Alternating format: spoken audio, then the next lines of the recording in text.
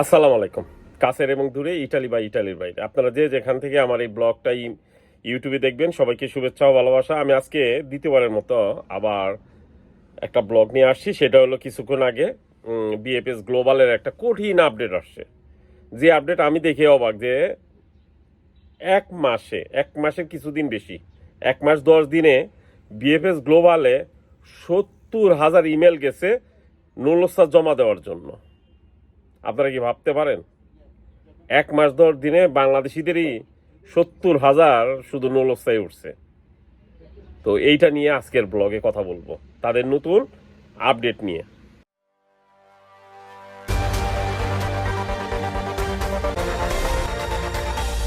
গতকাল 2 তারিখ পর্যন্ত ইমেল আসা বিএফএস গ্লোবালে, সে 70,000-এর ভিতরে 10,214 জনরে নর্মাল ওয়েতে অ্যাপয়েন্টমেন্ট দিছে।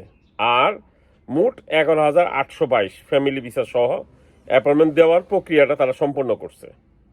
এখানে আবেদন পড়ছে 70,000, মানে যেটা অকল্পনীয়। মানে ইটালির যত এই যে 2024-এ যা কোটা আছে তার অর্ধেক আবেদন পড়ছে 1 মাস 10 দিনে বাংলাদেশে 70,000।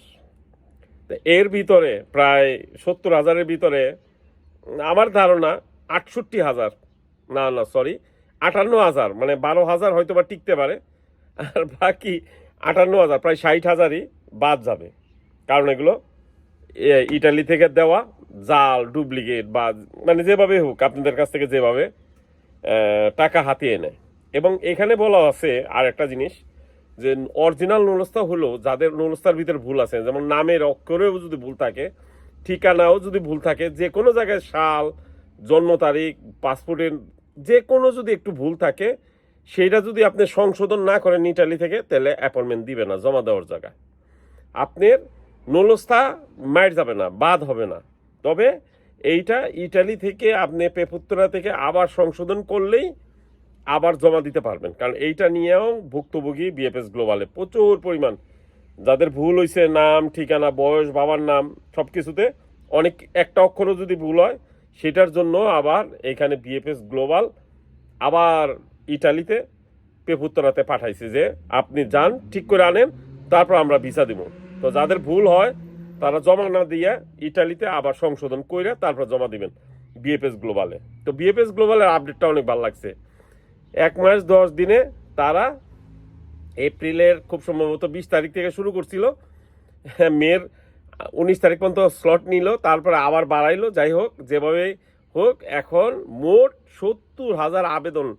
এটা আমি সবসময় বলি ভাই, আপনারা নুলস্তা নিয়েই টাকা লেনদেন করবেন না। কারণ হলো ম্যাক্সিমাম নুলস্তার ভিতরে অরিজিনাল না, এবং সেটাই প্রমাণ করে দিল বিএফএস গ্লোবাল আজকে, যে 70,000 1 মাস 10 দিনে জমা পড়ছে, মাত্র 40 দিনে। এই 2024-এরই কাগজ বেশি 70,000, তার মধ্যে 10,000 সামথিং 200-র মতো অ্যাপয়েন্টমেন্ট দিছে, আর হয়তো বা 1-2 হাজার দিবে। 58,000-ই হলো জাল, ফেক। তো বিএফএস গ্লোবালের খালি একলা দোষ নাই, দোষ হলো আমাদের এই ইটালিতে সোনার ছেলেরা যারা ভিসার ব্যবসা করে। ভালো থাকবেন সবাই, দোয়া করবেন। আর টাকা পয়সা ইটালিতে লেনদেন করার আগে আগে প্রুফ রেখে নেবেন যে এই টাকাটা যারা দিতেছেন, যদি 2 নাম্বার হয় তাহলে কি তুলতে পারবেন। ভালো থাকবেন সবাই, আসসালামু আলাইকুম।